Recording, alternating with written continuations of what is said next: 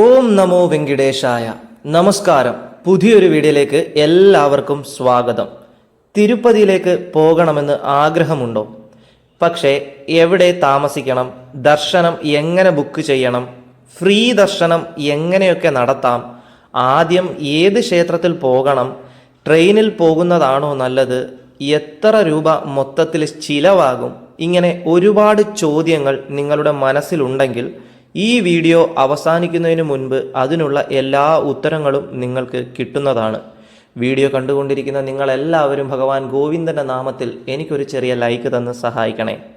കാരണം ഇത് വെറുമൊരു തിരുപ്പതി വ്ളോഗല്ല. കേരളത്തിൽ നിന്നും ട്രെയിനിൽ കയറി തിരുപ്പതിയിലെത്തി റൂമെടുത്ത് പത്മാവതി ദേവിയുടെ ദർശനം നടത്തി ഗോവിന്ദരാജ പെരുമാളിൻ്റെ ക്ഷേത്രത്തിൽ പോയി തിരുമലയിൽ കയറി പുഷ്കരണി തീർത്ഥത്തിൽ സ്നാനം ചെയ്ത് വരാഹസ്വാമിയുടെ ദർശനവും മേടിച്ച് ശ്രീ വെങ്കടേശ്വര ഭഗവാന്റെ പുണ്യ ദർശനം സ്വീകരിച്ച് പിന്നീട് കാളഹസ്തിയും പോയി തിരികെ ട്രെയിനിൽ കേരളത്തിലെത്തുന്നത് വരെ ഒരു സാധാരണ ഭക്തന് ആവശ്യമായ ഓരോ വിവരവും ഉൾപ്പെടുത്തിയിരിക്കുന്ന കംപ്ലീറ്റ് ട്രാവൽ ഗൈഡാണ് ഈ വീഡിയോ. തിരുപ്പതിയിലെത്തിയാൽ ആദ്യം എവിടെയാണ് പോകേണ്ടത്, റൂം എവിടെയാണ് നല്ലത് കിട്ടുന്നത്, എത്ര രൂപയ്ക്ക് കിട്ടും, SSD ടോക്കൺ എന്താണ്, ഫ്രീ ദർശനം എങ്ങനെ നടത്താം, ഓൺലൈൻ ആയാലും ഓഫ്ലൈൻ ആയാലും ഏത് മാർഗം തിരഞ്ഞെടുക്കണം, തിരുമലയിൽ പോയാൽ എന്തൊക്കെ ശ്രദ്ധിക്കണം, എല്ലാം സ്റ്റെപ്പ് ബൈ സ്റ്റെപ്പായി ഈ വീഡിയോയിൽ ഞാൻ പറയുന്നുണ്ട് കേട്ടോ. അതുകൊണ്ട് ഒരു അപേക്ഷ മാത്രം, ഈ വീഡിയോ ഒരു മിനിറ്റ് പോലും സ്കിപ്പ് ചെയ്യരുത്. കാരണം നിങ്ങൾ ഇന്ന് കാണുന്ന ഈ വീഡിയോ നാളെ നിങ്ങൾ തിരുപ്പതിയിലേക്ക് യാത്ര പോകുമ്പോൾ ഒരു കംപ്ലീറ്റ് റോഡ് മാപ്പ് ആയിരിക്കും. അപ്പോൾ ഗോവിന്ദ ഗോവിന്ദ, തിരുപ്പതി യാത്ര നമുക്ക് ആരംഭിക്കാം. നമ്മുടെ യാത്ര ആരംഭിക്കുന്നത് കൊല്ലത്തു നിന്നുമാണ്. ട്രെയിൻ നമ്പർ 174-22 കൊല്ലം തിരുപ്പതി എക്സ്പ്രസ്സിലാണ് നമ്മൾ യാത്ര ചെയ്യാൻ പോകുന്നത്. ഇതേ ട്രെയിനിൽ തന്നെയാണ് നമ്മൾ പോകുന്നതും തിരിച്ചു വരുന്നതും. കേരളത്തിൽ നിന്നും ഡയറക്റ്റ് തിരുപ്പതി പോകാനും തിരുപ്പതിയിൽ നിന്ന് ഡയറക്റ്റ് തിരിച്ച് കേരളത്തിലേക്ക് വരാനും സാധിക്കുന്ന ഒരു അടിപൊളി ട്രെയിനാണിത്. ഈ ട്രെയിനിൻ്റെ ഏറ്റവും വലിയ പ്രത്യേകത, സ്ലീപ്പറോ AC-യോ ബുക്ക് ചെയ്യാൻ പറ്റിയില്ലെങ്കിൽ പോലും പലപ്പോഴും ജനറൽ ടിക്കറ്റ് എടുത്ത് യാത്ര ആരംഭിച്ച് പിന്നീട് ടിക്കറ്റ് കൺഫേം ചെയ്യാൻ നല്ല സാധ്യതയുള്ള ട്രെയിനാണിത്. കുറച്ചുകൂടി വ്യക്തമായി പറഞ്ഞാൽ ജനറൽ ടിക്കറ്റ് എടുത്ത് TTയോട് സംസാരിച്ച് സ്ലീപ്പറിലേക്കോ AC-യിലേക്കോ നമുക്ക് ഈസി ആയിട്ട് കൺവേർട്ട് ചെയ്യാനായിട്ട് പറ്റും. ഇനി സ്ലീപ്പർ ടിക്കറ്റോ AC ടിക്കറ്റോ നമ്മൾ ബുക്ക് ചെയ്ത സമയത്ത് വെയിറ്റിംഗ് ലിസ്റ്റ് ആണെങ്കിൽ പോലും മറ്റു പല ട്രെയിനുകളെ അപേക്ഷിച്ച് കൺഫേം ആകാനുള്ള ചാൻസ് വളരെ കൂടുതലാണ്. കാരണം കേരളത്തിൽ നിന്നും തിരുപ്പതി യാത്രക്കാരെ പ്രധാനമായും ലക്ഷ്യമാക്കി സർവീസ് നടത്തുന്ന ട്രെയിനാണിത്. അതുകൊണ്ട് തന്നെ തിരുപ്പതി ദർശനത്തിന് പോകുന്നവർ ഒരിക്കലും മിസ് ചെയ്യാൻ പാടില്ലാത്ത ഒരു അടിപൊളി ട്രെയിനാണിത്. ഈ ട്രെയിൻ ആഴ്ചയിൽ 2 ദിവസം മാത്രമേ സർവീസ് ഉള്ളൂ, ബുധനും ശനിയും. കൊല്ലത്ത് നിന്നും രാവിലെ 10:45 പുറപ്പെട്ട് തൊട്ടടുത്ത ദിവസം വെളുപ്പിനെ 3:25 തിരുപ്പതിയിലേക്ക് എത്തിച്ചേരും കേട്ടോ. കൊല്ലത്തു നിന്നും തിരുപ്പതി വരെ ഈ ട്രെയിനിൽ സ്ലീപ്പറിലാണ് നമ്മൾ യാത്ര ചെയ്യുന്നത്. ഒരാൾക്ക് ടിക്കറ്റ് ചാർജ് 455 രൂപയാണ്. ഈ ഒരു ട്രെയിൻ കേരളത്തിൽ എവിടെയൊക്കെ സ്റ്റോപ്പുകളുണ്ടെന്ന് ഞാൻ പറയാം. കൊല്ലം ജംഗ്ഷനിൽ നിന്നും ആരംഭിച്ചു കഴിഞ്ഞാൽ പിന്നീട് Kayamkulam junction, Mavelikkara, Chengannur, Thiruvalla, Changanassery, Kottayam, Ernakulam town, Aluva, Thrissur, Palakkad junction, ഇത്രയും സ്ഥലത്താണ് നമ്മളിപ്പോൾ ഈ യാത്ര ചെയ്തുകൊണ്ടിരിക്കുന്ന ട്രെയിന് കേരളത്തിൽ സ്റ്റോപ്പുകളുള്ളത്. നിങ്ങൾക്ക് വ്യക്തമായി മനസ്സിലായി എന്ന് തന്നെ ഞാൻ വിശ്വസിക്കുന്നു. 3:30 എത്തേണ്ട നമ്മുടെ ട്രെയിൻ 1 മണിക്കൂർ ലേറ്റായി 4:30 ആയപ്പോഴാണ് തിരുപ്പതി സ്റ്റേഷനിലെത്തിയത്. ഇവിടെ പിന്നെ എപ്പോഴും തിരക്കുള്ള ഒരു റെയിൽവേ സ്റ്റേഷനാണ്. ആദ്യമായിട്ട് വരുന്നവരൊക്കെ ചിലപ്പോൾ ഒന്ന് കൺഫ്യൂസ്ഡ് ആയി പോവും. പക്ഷേ ഒന്നുമില്ല, മാനേജ് ചെയ്ത് പോകാവുന്നതേ ഉള്ളൂ കേട്ടോ. ആദ്യം നമുക്ക് പുറത്തോട്ടിറങ്ങി ഒരു നല്ല റൂം എടുക്കണം. റെയിൽവേ സ്റ്റേഷൻ ഇറങ്ങി വരുമ്പോൾ നമുക്ക് വിഷ്ണു നിവാസം കാണാം. അതിനടുത്തായി തന്നെയാണ് നമ്മൾ റൂം എടുക്കുന്നത്. എല്ലായിടത്തോട്ടും പോകാൻ നമുക്ക് വളരെ എളുപ്പത്തിൽ ബസ് ഇവിടുന്ന് കിട്ടും. ഇത് കണ്ടോ, വിഷ്ണു നിവാസത്തിൻ്റെ തൊട്ടടുത്ത് നിന്നാൽ ആ കാണുന്ന ബസ്സിൽ കയറിയാൽ തിരുച്ചാനൂര് പത്മാവതി ടെമ്പിൾ പോകാം. എപ്പോഴും ഇവിടുന്ന് ബസ്സും ഉണ്ട്. ഇനി ഇവിടുന്ന് അങ്ങോട്ട് നോക്കിയാൽ കാണുന്നതാണ് നമ്മുടെ ഗോവിന്ദരാജ പെരുമാൾ ടെമ്പിൾ. എല്ലാം സെറ്റാണ്. ഇനി ഇതിൻ്റെ അടുത്തായിട്ട് തന്നെ നമുക്ക് റൂമും നോക്കാം. നമ്മൾ ഇവിടെയാണ് കേട്ടോ റൂം എടുക്കാൻ പോകുന്നത്. ആ കാണുന്നതാണ് ഗോവിന്ദരാജ പെരുമാൾ ടെമ്പിൾ. വിഷ്ണു നിവാസത്തിൻ്റെ തൊട്ടടുത്താണ് കേട്ടോ ഇത്. നമുക്കെന്തായാലും അകത്തോട്ട് കയറാം, റൂംസിൻ്റെ കാര്യമൊക്കെ ഒന്ന് തിരക്കാം. ഇതാണ് കേട്ടോ ഇവിടുത്തെ കോണ്ടാക്റ്റ് നമ്പർ. നമ്മുടെ റൂം 2nd ഫ്ലോറിലാണ്. റൂം നമ്പർ 202 ആണ് കേട്ടോ. വാ, എന്തായാലും റൂം കയറി ഒന്ന് കാണാം. AC റൂമാണ്, നല്ല വൃത്തിയുള്ള റൂമാണ്. ഞാൻ ഒറ്റയ്ക്കല്ലേ ഉള്ളൂ, അതുകൊണ്ട് 24 മണിക്കൂറത്തേക്ക് 750 രൂപയാണ് കേട്ടോ റൂമിന് ഇവിടെ ആയത്. നല്ലതാണ്, കൊള്ളാം. സമയം വെളുപ്പിന് 5:30 ആയതേ ഉള്ളൂ. ഒന്ന് റെസ്റ്റൊക്കെ എടുത്തിട്ട് ഫുഡൊക്കെ കഴിച്ച് ഒരു 8:30 കഴിഞ്ഞിട്ടേ നമ്മൾ ആദ്യത്തെ ക്ഷേത്രമായ പത്മാവതി ക്ഷേത്ര ദർശനം നടത്താനായി പോകുന്നുള്ളൂ. അത് മതി, അതാണ് നല്ലത്. നേരത്തെ അവിടെ എത്തിയിട്ടും കാര്യമില്ല. രാവിലെ 9 മണി തൊട്ടേ കറക്റ്റ് ദർശന സമയം തുടങ്ങും. ഇവിടെ നിന്ന് ഒരു 20 മിനിറ്റ് മാത്രമേ യാത്രയുള്ളൂ കേട്ടോ. എന്തായാലും നമ്മളൊന്ന് ഫ്രഷായി ഇനി കഴിക്കാനായിട്ട് പുറത്തിറങ്ങിയിരിക്കുകയാണ്. സമയം 9 മണിയായി. ദേ ഈ ഹോട്ടലിൽ നിന്നാണ് നമ്മൾ ഫുഡ് കഴിക്കാനായി പോകുന്നത്. വിഷ്ണു നിവാസത്തിൻ്റെ തൊട്ടടുത്ത് തന്നെയാണ്. നല്ല വൃത്തിയുള്ളൊരു ഹോട്ടലാണ് കേട്ടോ. എന്തായാലും ഒരു സെറ്റ് ഇഡലിയും ഒരു ചായയും പറഞ്ഞു. എന്തായാലും വന്നിട്ടുണ്ട്. നല്ല ചൂട് സാമ്പാറും നല്ല ചൂട് ചമ്മന്തിയും നല്ല കിടിലം ചായയും തന്നെയാണ്. മൊത്തത്തിൽ 3 ഇഡലി കഴിച്ചു. നല്ല അടിപൊളി ഫുഡായിരുന്നു, നല്ല അടിപൊളി ചായയായിരുന്നു. ടേസ്റ്റ് പോലെ തന്നെയാണ്. ബില്ല് വന്നപ്പോഴും ഒരു രക്ഷയില്ല. നൈസായിട്ട് ഷോക്കായി. 107 രൂപയായിട്ടുണ്ട്. ഒരു ചായക്ക് 38 രൂപ, 3 ഇഡലിക്ക് 42 രൂപ.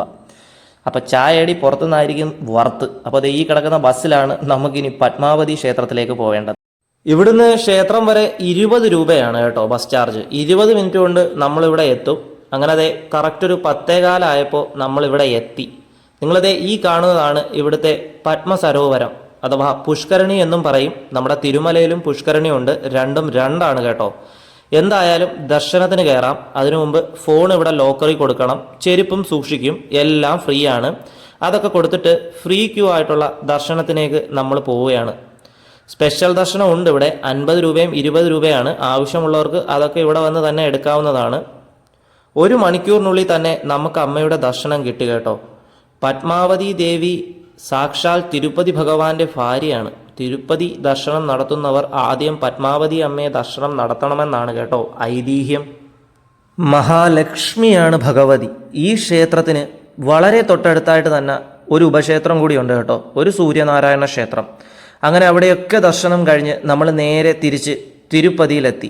ഇനി ദർശനം നടത്താനായി പോകുന്നത് ഗോവിന്ദരാജ പെരുമാൾ ടെമ്പിളാണ്. തിരുപ്പതി ഭഗവാന്റെ ജ്യേഷ്ഠനാണ് ഗോവിന്ദരാജ പെരുമാൾ. തിരുപ്പതി ദർശനം നടത്തുന്നവർ ആദ്യം പത്മാവതി അമ്മയെ ദർശിച്ചിട്ട് ഭഗവാന്റെ ജ്യേഷ്ഠനായ ഗോവിന്ദരാജ പെരുമാളിനെ ദർശിക്കണം എന്നാണ് കേട്ടോ ഐതിഹ്യം.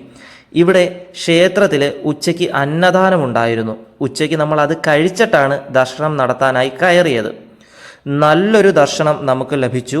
ഇവിടെ എത്താൻ സാധിച്ചതിൽ പത്മാവതി അമ്മയോടും ഗോവിന്ദരാജ പെരുമാളിനോടും നന്ദി പറഞ്ഞ് ഇവിടെ വരാൻ ആഗ്രഹിക്കുന്നവർക്കും എത്രയും പെട്ടെന്ന് അതിനുള്ള വഴിയൊരുക്കി കൊടുക്കണമെന്നും പ്രാർത്ഥിച്ചിട്ടുണ്ട്. അങ്ങനെ ഇവിടുന്നും ദർശനം കഴിഞ്ഞിറങ്ങിയപ്പോൾ സമയം ഉച്ചയ്ക്ക് 2:30 ഇനി റൂമിൽ പോയി ഒന്ന് റെസ്റ്റ് എടുത്ത് ഒരു 3:30 ആവുമ്പോൾ തിരുമലയിലേക്ക് പോകണം. അതാണ് പ്ലാൻ. തിരുപ്പതിയിൽ നിന്നും തിരുമലയിലോട്ട് 45 മിനിറ്റ് യാത്രയുണ്ട് ബസ്സിൽ.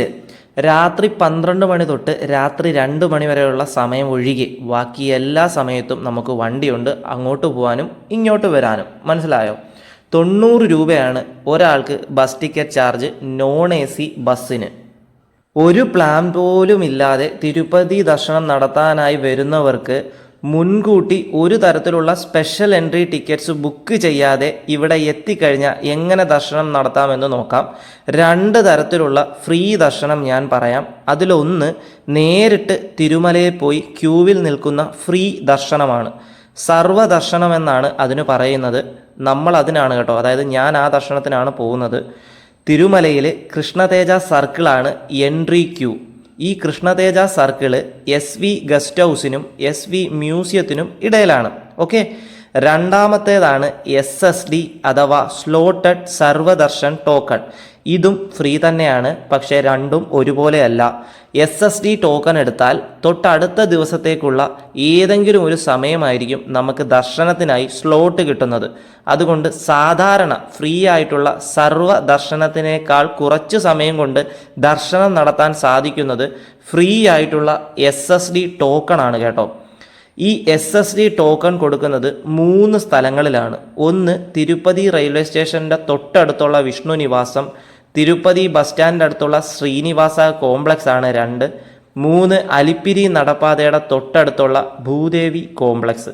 ഏത് ടൈപ്പ് ദർശനമാണെങ്കിലും കയ്യിൽ ആധാർ കാർഡ് മസ്റ്റായിട്ട് വേണം. 12 വയസ്സിന് താഴെയുള്ള കുട്ടികൾക്ക് ആധാർ കാർഡ് നിർബന്ധമല്ല കേട്ടോ. ഇപ്പോൾ 2026 ജൂൺ മാസത്തിൽ SSD ടോക്കൺ ഈ 3 സ്ഥലങ്ങളിലും കൊടുക്കുന്ന സമയം അർദ്ധരാത്രി 12 മണിക്കാണ്. പക്ഷേ ഒരു 9 മണി മുതൽ തന്നെ ഈ 3 സ്ഥലങ്ങളിലും ക്യൂ നിന്ന് തുടങ്ങും. അതുകൊണ്ട് നേരത്തെ എത്തുന്നതാണ് ഏറ്റവും ഉചിതം. SSD ടോക്കൺ കിട്ടിയാൽ സാധാരണയായി 4 മുതൽ 8 മണിക്കൂറിനുള്ളിൽ ദർശനം ലഭിക്കാറുണ്ട്. എന്നാൽ തിരുമലയിൽ നേരെ പോയി ഫ്രീ ആയിട്ടുള്ള സർവ്വദർശനം ക്യൂവിൽ നിന്നാൽ 10 12 അതിൽ കൂടുതൽ മണിക്കൂറുകൾ കാത്തിരിക്കേണ്ടി വരാം. തിരുമലയിലെത്തിയാൽ ആദ്യം ദർശനം നടത്തേണ്ടത് വരാഹസ്വാമിയെയാണ്. ആരാണ് വരാഹസ്വാമി? സാക്ഷാൽ വൈകുണ്ഠനാഥനായ തിരുപ്പതി ഭഗവാന് തിരുമലയിൽ കുടികൊള്ളാൻ അനുമതി കൊടുത്ത സ്വാമിയാണ് വരാഹസ്വാമി. വരാഹസ്വാമിയെ ദർശനം നടത്തുന്നതിന് മുൻപ് തൊട്ടടുത്തുള്ള പുഷ്കരണി തീർത്ഥത്തിൽ സ്നാനം ചെയ്യണം. ഇവിടെ കുളിച്ചു കഴിഞ്ഞാൽ എല്ലാവർക്കും സെപ്പറേറ്റ് ആയിട്ട് ഡ്രസ്സ് മാറാനുള്ള എല്ലാ സൗകര്യവുമുണ്ട്. വൈകുന്നേരം 6 മണിക്ക് ശേഷം ഇവിടെ ഇറങ്ങാൻ പറ്റില്ല കേട്ടോ, അതൊന്ന് ശ്രദ്ധിക്കുക. അങ്ങനെ പുഷ്കരണിയിൽ കുളിച്ച് വരാഹസ്വാമിയെ ദർശനം നടത്തി ഇനി പോകാൻ പോകുന്നത് സാക്ഷാൽ ഭൂലോക വൈകുണ്ഠനാഥനായ തിരുപ്പതി ഭഗവാന്റെ ദർശനത്തിനാണ്. ഞാൻ വീഡിയോയുടെ ആദ്യമേ പറഞ്ഞു, നമ്മൾ ഫ്രീ ക്യൂവിലാണ് പോകുന്നത് ഭഗവാന്റെ ദർശനം നടത്താനായിട്ട്. ഇനി തിരുപ്പതി ഭഗവാനെ എങ്ങനെയാണ് ദർശനം നടത്തേണ്ടത്? നമ്മൾ ആ സന്നിധിയിലെത്തി ഭഗവാൻ നമുക്ക് ആ ഒരു ദർശനം തരുമ്പോൾ അത് മനസ്സ് നിറഞ്ഞ് സ്വീകരിച്ച് ഭഗവാനെ തൊഴുത് കറങ്ങി വരുമ്പോൾ പിന്നിലൂടെ വരുമ്പോൾ അവിടെ വിമാന വെങ്കടേശ്വരനുണ്ട്. ആ ഭഗവാനെയും തൊഴുത് പ്രാർത്ഥിച്ച് ഇവിടെ എത്താൻ സാധിച്ചതിൽ നന്ദി പറഞ്ഞ് തൊഴുത് കറങ്ങി ഇപ്പുറത്തോട്ട് വരുമ്പോൾ അവിടെ ഹുണ്ടി നമുക്ക് കാണാനായി സാധിക്കും. ഭഗവാന്റെ കടം തീർക്കാനായിട്ട് കുബേരന് നമ്മൾ കൊടുക്കുന്ന ആ ഒരു ഹുണ്ടി അതാണ് അവിടെ കേട്ടോ. അപ്പോൾ അത് നിങ്ങൾക്ക് തലയ്ക്ക് ഉഴിഞ്ഞും ഇടാം, ഉഴിയാതെയും ഇടാം. ഇടുമ്പോൾ ഒന്നെങ്കിൽ ഒരു ചുവന്ന പട്ട് അല്ലെങ്കിൽ ഒരു മഞ്ഞപ്പട്ട്, അതിനകത്ത് എത്രയോ നാണയങ്ങളായിക്കോട്ടെ തുട്ടുകളായിക്കോട്ടെ, അതൊക്കെ നിങ്ങളുടെ ഇഷ്ടം. അതോടുകൂടി ആ കെട്ടഴിക്കാതെ ആ ചുവന്ന പട്ടോ അല്ലെങ്കിൽ ആ മഞ്ഞ പട്ടോടുകൂടി അങ്ങോട്ട് സമർപ്പിക്കുക. അതും കഴിഞ്ഞ് പിന്നെ അവിടുന്ന് ഇങ്ങോട്ട് വരുമ്പോഴാണ് ഒരു നരസിംഹ ക്ഷേത്രം ഉള്ളത്. അവിടെയും തൊഴുത് ചുറ്റി വരുമ്പോൾ പരിമള സ്റ്റോൺ കാണാനായിട്ട് പറ്റും. പരിമള സ്റ്റോൺ എന്ന് പറയുമ്പോൾ അവിടെ നമുക്ക് ഒരു നമ്മുടെ ചൂണ്ട് വിരൽ വെച്ച് എന്തെങ്കിലും കാര്യങ്ങൾ എഴുതിയാലോ അല്ലെങ്കിൽ 1 രൂപ ഏതെങ്കിലും നാണയം വെച്ച് എന്തെങ്കിലും കാര്യം എഴുതി കഴിഞ്ഞാൽ അടുത്ത 1 വർഷത്തിനകം അത് സാധിക്കുമെന്നാണ് വിശ്വാസം കേട്ടോ.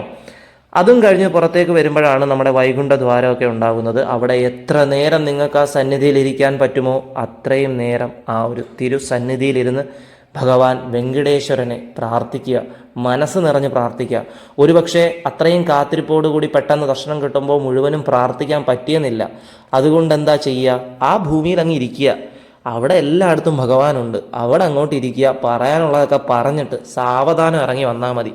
ഭഗവാൻ നിങ്ങൾക്ക് ദർശനം തന്നിട്ടുണ്ടെങ്കിൽ നിങ്ങൾ ആ ഒരു സ്ഥലത്ത് എവിടെ ഇരുന്ന് പ്രാർത്ഥിച്ചാലും എങ്ങനെയൊക്കെ ഇരുന്ന് പ്രാർത്ഥിച്ചാലും ഭഗവാൻ അത് കേൾക്കും. അത് ഉറപ്പാണ്, അതിനൊരു സംശയവും ഇല്ല. നമ്മളൊരു 5:30 കഴിഞ്ഞപ്പോഴാണ് ദർശനത്തിന് കയറിയത്. ഏകദേശം 9.5 മണിക്കൂറെടുത്ത് നമുക്ക് ദർശനം കിട്ടാൻ. ഗോവിന്ദ ഗോവിന്ദ, നല്ലൊരു ദർശനം തന്നെയാണ് നമുക്ക് ഭഗവാൻ തന്നത്.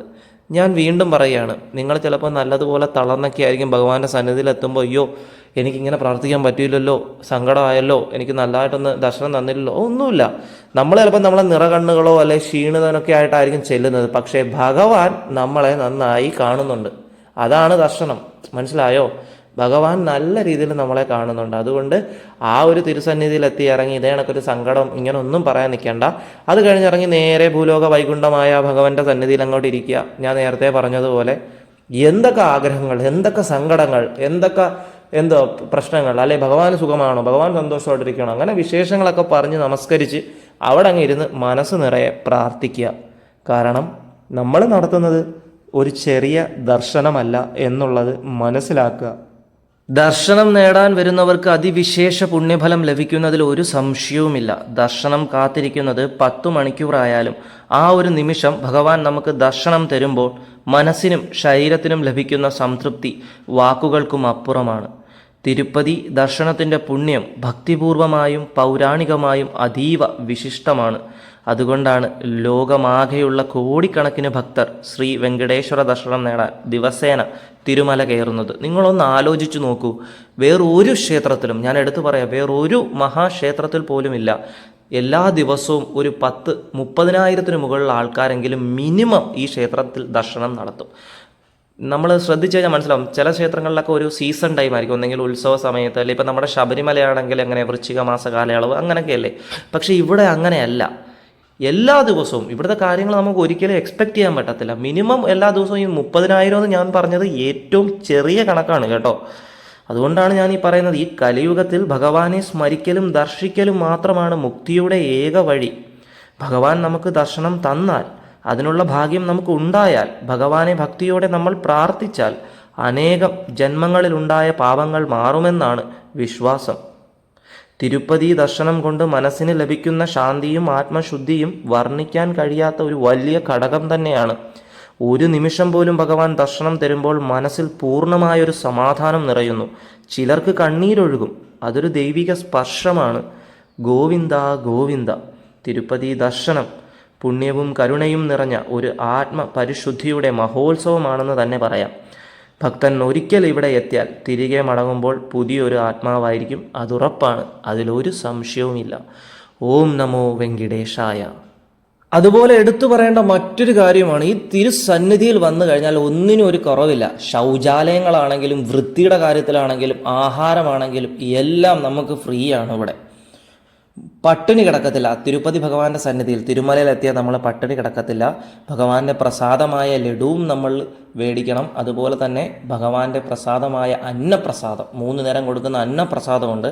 രാവിലെയും ഉച്ചയ്ക്കും രാത്രിയും കൊടുക്കുന്ന അന്നപ്രസാദം കഴിക്കുക. അത് മുഴുവനും ഫ്രീ ആണ്. 3 നേരവും നമുക്ക് എത്ര വേണമെങ്കിലും ആവശ്യത്തിന് മേടിച്ച് കഴിക്കാം. അതൊരു വലിയ കെട്ടിടത്തിൽ തന്നെയാണ് കേട്ടോ. ഞാൻ നിങ്ങൾക്ക് ആ ഒരു കാഴ്ച കാണിച്ചു തരാം. ഇപ്പോൾ ഞാൻ നിൽക്കുന്ന ഫ്രീ ക്യൂവിൽ 10 മണിക്കൂർ എടുത്തെന്ന് ഞാൻ പറഞ്ഞില്ലേ. നമ്മളിങ്ങനെ ഈ ഫ്രീ ക്യൂവിൽ നിൽക്കുമ്പോൾ അവിടെ എഴുതി കാണിക്കും ഇത്ര മണിക്കൂറും കൂടെ ഉണ്ട്, ഇനി ദർശന സമയം ഇത്ര മണിക്കൂറും കൂടെ ഉണ്ടെന്ന്. അപ്പോൾ ഇതിൻ്റെ ഇടയ്ക്ക് നമുക്ക് ക്യൂവിന് വെളിയിലോട്ട് പോവാം. വെളിയിൽ പോയി അന്നപ്രസാദമൊക്കെ പോയി കഴിച്ചിട്ട് വരാം. അതെങ്ങനെയാണെന്നറിയാമോ, ആ ക്യൂ നിൽക്കുന്ന സമയത്ത് അവർ നമുക്കൊരു നമ്മൾ അവരുടെ അടുത്ത് പറയും നമ്മൾ പോയിട്ട് വരാം എന്ന് പറയുമ്പോൾ അവരൊരു പാസ് തരും. ആ പാസ് കൊടുത്തു കഴിഞ്ഞാൽ, ആ പാസ് മേടിച്ചു കഴിഞ്ഞാൽ അതും കൊണ്ടുപോയി ഭക്ഷണമൊക്കെ കഴിച്ചിട്ട് തിരിച്ചവിടെ നമ്മൾ വന്ന ക്യൂവിൽ നിന്നാൽ മതി. ദർശനത്തിൻ്റെ സമയം ആവുന്നതിന് മുമ്പ് തന്നെ തിരിച്ചു വരണം കേട്ടോ. ഞാൻ അങ്ങനെ ആയിരുന്നു, ഇതേ കണ്ടില്ലേ. അതുകൊണ്ട് എനിക്ക് ഭഗവാന്റെ അന്നപ്രസാദം കഴിക്കണമെന്നുണ്ട്. അല്ലാതെ ക്യൂ തന്നെ നിൽക്കുമായിരുന്നെങ്കിൽ കഴിക്കാൻ പറ്റത്തില്ല. കാരണം രാത്രി 11 മണി വരെ ഉള്ളൂ നമുക്ക് ഈ അന്നപ്രസാദം. രാവിലെ തുടങ്ങും 8 മണിക്ക്, എന്നിട്ട് രാത്രി 11 മണി വരെ ഈ ഒരു സംവിധാനമുള്ളത്. നിങ്ങളിത് കണ്ടില്ലേ, ഒരു യമണ്ടൻ ബിൽഡിങ്ങിനകത്ത് കയറുന്നതാണൊക്കെ ഒരു തിയേറ്ററിക്കൽ എക്സ്പീരിയൻസ് ആണ്. കണ്ടില്ലേ ഇവിടുത്തെ വൃത്തിയും വെടുപ്പും. ഇത് നോക്ക്, ഇത് താഴത്തെ നില, ഇതുപോലെ തന്നെ മുകളിലും നിലയുണ്ട്. ഒരു സമയത്ത് എത്ര ആൾക്കാരെ വേണമെങ്കിലും ഇവിടെ ഇരുന്ന് നമുക്ക് ആഹാരം കഴിക്കാം. ഞാൻ രാത്രിയിലത്തെയാണ് കഴിക്കുന്നത്. ക്യാരറ്റ് തോരനും കാര്യങ്ങളൊക്കെ ഉണ്ട്. ചോറ്, സാമ്പാർ, രസം, തൈര്, അങ്ങനെയുള്ള എല്ലാ സംവിധാനങ്ങളും ഉണ്ട്. അന്നപ്രസാദം കണ്ടില്ലേ, ഇവിടുത്തെ സമയം ഇതാണ് 8. അങ്ങനെ ദർശനമൊക്കെ കഴിഞ്ഞ് നല്ല രീതിയിൽ കാര്യങ്ങളെല്ലാം അവസാനിച്ചു. നേരെ റൂമിൽ വന്നു, ഒന്ന് റെസ്റ്റ് എടുത്തിട്ട് രാവിലെ ഒരു 7 മണി കഴിഞ്ഞപ്പോൾ കുളിച്ച് ഫ്രഷായിട്ട് ബസ് കയറി പോകുന്നത് എങ്ങോട്ടാണെന്നറിയോ, കാളഹസ്തിയിലേക്കാണ്. 1.5 മണിക്കൂർ യാത്രയുണ്ട്. നമ്മൾ കയറുന്നത് നോൺ സ്റ്റോപ്പ് വണ്ടിയിലാണെങ്കിൽ 75 രൂപയാണ് ഒരാൾക്ക് ടിക്കറ്റ് ചാർജ്. ശിവഭഗവാന്റെ ഒരു ബ്രഹ്മാണ്ഡ ക്ഷേത്രമാണ് ശ്രീ കാളഹസ്തി. ഇവിടുത്തെ രാഹുകേതു പൂജ ഭയങ്കര ഫേമസ് ആണ് കേട്ടോ. അപ്പോൾ അതൊക്കെ അങ്ങനത്തുള്ള ദോഷനിവാരണത്തിനൊക്കെ ഇവിടെ ആൾക്കാർ സന്ദർശിക്കാറുണ്ട്. നമ്മളങ്ങനെ അതിൻ്റെ ഒന്നും കാര്യത്തിനായിട്ട് വന്നതല്ല, ഭഗവാന്റെ ദർശനം മേടിക്കാനായിട്ട് ഇവിടെ വന്നതാണ്. പുണ്യഭൂമിയാണ് കാളഹസ്തി. അപ്പോൾ തിരുപ്പതി ദർശനത്തിന് വരുന്നവർ അവസാനമായിട്ട് കാളഹസ്തി ദർശനം നടത്തിയിട്ട് തിരിച്ച് വേറെ എങ്ങും ക്ഷേത്ര ദർശനം നടത്താതെ വീട്ടിലേക്ക് മടങ്ങണമെന്നാണ് ഐതിഹ്യങ്ങളിലും പുരാണങ്ങളിലും പറയപ്പെടുന്നത്. ഇങ്ങനെ തന്നെ ദർശനം നടത്തണമെന്ന് ഒരു നിർബന്ധവുമില്ല. ആദ്യമായിട്ട് നിങ്ങൾക്ക് നടത്താം, അല്ലെങ്കിൽ ഇടയ്ക്കിടയ്ക്കും നടത്താം, ഒരു നിർബന്ധവുമില്ല. അതൊക്കെ ഓരോരുത്തരുടെ ഇഷ്ടമാണ്. എന്നിരുന്നാലും നമ്മളുടെ ഈ ഐതിഹ്യങ്ങൾ ഞാൻ നിങ്ങളെ ഒന്ന് അറിയിക്കാനായി ശ്രമിച്ചെന്നേ ഉള്ളൂ കേട്ടോ. വളരെ മനോഹരമായ ഒരു ക്ഷേത്രം തന്നെയാണ്. വൃത്തിയോടെ തന്നെ സൂക്ഷിക്കുന്നു, എല്ലാ കാര്യങ്ങളും നല്ലതുപോലെ തന്നെ ചെയ്യുന്നു. പഴനി പോലെ ഇവിടെ പറ്റിക്കപ്പെടാൻ സാധ്യത കൂടുതലാണ്. അതുകൊണ്ട് അത് ഒന്ന് ശ്രദ്ധിക്കുക. എങ്ങനെയാണ് പറ്റിക്കപ്പെടുന്നത് എന്ന് ഞാൻ പറയാം. നമ്മൾ ആദ്യം അവിടെ എത്തുമ്പോൾ അവർ പറയുന്നത്, ഇപ്പം നമ്മുടെ ചെരുപ്പ് എവിടെയെങ്കിലും സൂക്ഷിക്കാമെന്ന് പറയാം. എന്നിട്ട് അവിടെ നിന്ന് കുറച്ച് സാധനങ്ങൾ മേടിച്ചിട്ട് ഇത് കൊണ്ട് നേരെ ചെന്ന് കഴിഞ്ഞാൽ പെട്ടെന്ന് ദർശനം നടത്താനായി പറ്റും. അങ്ങനെയുള്ള പല കാര്യങ്ങളും. അതും ആ ക്ഷേത്രത്തിൻ്റെ അകത്തുമായിട്ട് ഒരു ബന്ധവും ഇല്ല. പുറത്തുനിന്ന് നിങ്ങൾക്ക് ഇനി എന്തെന്നൊക്കെ പറഞ്ഞില്ല, നിങ്ങൾക്ക് സ്പെഷ്യൽ ദർശനമാണ്, ഇത് കൊടുത്താൽ വേറെ പൂജ അങ്ങനെ ഇങ്ങനെ എന്നൊക്കെ പറയും. ആരെയും മൈൻഡ് ചെയ്യരുത്, നേരെ ക്ഷേത്രത്തിനകത്ത് കയറണം. അവിടെ തന്നെ ഫ്രീ കൗണ്ടേഴ്സ് ഉണ്ട്, ഫോൺ സൂക്ഷിക്കാനും ലഗേജിനും എല്ലാത്തിനും എല്ലാ സെറ്റപ്പും ക്ഷേത്രത്തിനകത്തുണ്ട്. പുറമേ ക്ഷേത്രമായിട്ട് ഒരു ബന്ധമില്ല. അതുകൊണ്ട് അത്തരത്തിലുള്ള കുഴികളിലൊന്നും പോയി ചാടാതിരിക്കുക കേട്ടോ. എല്ലാം ക്ഷേത്രത്തിനകത്ത് തന്നെ ഉണ്ട്. ഫ്രീ ആയിട്ടുള്ള സൗകര്യങ്ങളും ഉണ്ട്, പെയ്ഡ് സൗകര്യങ്ങളും ഉണ്ട്. പിന്നെ നമുക്ക് എന്തെങ്കിലും കൊടുക്കുന്നെങ്കിൽ കൊടുക്കാം, നമ്മളിതൊക്കെ സൂക്ഷിക്കുന്നതിന് വേണ്ടിയിട്ട്. അല്ലാതെ ഇതിനകത്ത് വേറെ ഒന്നുമില്ല. അങ്ങനെ പറ്റിക്കപ്പെടാതിരിക്കാനായിട്ട് ശ്രമിക്കുക. അതുപോലെ തന്നെയാണ് കാളഹസ്തിയിൽ ദർശനം നടത്തുമ്പോൾ ഉടുത്തിരിക്കുന്ന വസ്ത്രം ഇവിടെ ഉപേക്ഷിച്ചിട്ട് പോകണമെന്നൊക്കെ പറയും. അങ്ങനെയുള്ള ഒരു ആചാരങ്ങളും ഇവിടെ ഇല്ല. അതൊക്കെ വെറുതെയാണ്. അപ്പോൾ ദർശനം നടത്തുക, പോവുക. ഇവിടെ ദർശനം നടത്താനായിട്ട് ആദ്യം വരുമ്പോൾ ഇവിടെ ഒരു പാതാള ഗണപതിയുണ്ട്. ഭഗവാന്റെ ദർശനം ആദ്യം നടത്തുക കേട്ടോ. ഗണപതി ഭഗവാന്റെ പാതാളത്തിൽ ഇറങ്ങി ചെന്നാണ് ഭഗവാന്റെ ദർശനം നടത്തേണ്ടത്. മിനിമം ഒരു 5-6 പേർക്ക് ഒരു സമയത്ത് ഇറങ്ങാനും തിരിച്ചൊരു സമയത്ത് കയറി വരാനും പറ്റൂ. അതുവരെ നമുക്ക് കാത്തിരിക്കാം. പിന്നെ ഇവിടെയും സ്പെഷ്യൽ എൻട്രി ഉണ്ട്. മഹാദേവൻ്റെ സന്നിധിയിലേക്ക് എത്താനായിട്ട് 100 രൂപയുടെ ഉണ്ട്, 200 രൂപയുടെ ഉണ്ട്, 50 രൂപയുടെ ഉണ്ട്. തിരക്കനുസരിച്ച് മതി. ചിലപ്പോൾ ഫ്രീ തന്നെ ആയിരിക്കും ഏറ്റവും കൂടുതൽ നല്ലത്. ഫ്രീ ക്യൂ തന്നെയാണ് ഞാനും പോയത്.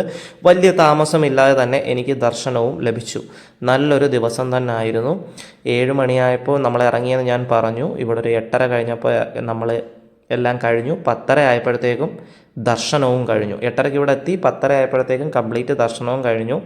ഇനിയിപ്പോൾ ഇവിടുന്ന് ബസ് കയറി നേരെ തിരുപ്പതിയിലെത്തണം. തിരുപ്പതിയിലെത്തി എന്തെങ്കിലും കഴിച്ചിട്ട് റൂമും ചെക്കൗട്ട് ചെയ്തിട്ട് തിരിച്ച് തിരുപ്പതി റെയിൽവേ സ്റ്റേഷനിൽ എത്താനാണ് നമ്മുടെ പ്ലാൻ. തിരിച്ച് ഉച്ചയ്ക്ക് ശേഷം 2:30-ക്കാണ് നമുക്ക് തിരിച്ചുള്ള ട്രെയിൻ. നമ്മൾ നാട്ടിൽ നിന്ന് വന്ന അതേ ട്രെയിൻ തന്നെയാണ് നമുക്ക് തിരിച്ചും പോകാനായിട്ടുള്ളത്. സ്ലീപ്പറിൽ തന്നെയാണ് നമ്മൾ തിരിച്ചുള്ള യാത്രയും ചെയ്യുന്നത്. അപ്പോൾ കാളഹസ്തിയോ തിരുപ്പതി യാത്രയോ അല്ല ഇതുമായിട്ട് ബന്ധപ്പെട്ട എന്തെങ്കിലും സംശയങ്ങളോ കാര്യങ്ങളൊക്കെ ഉണ്ടെങ്കിൽ മെസ്സേജ് അയച്ച് എനിക്ക് ചോദിക്കാവുന്നതാണ് കേട്ടോ.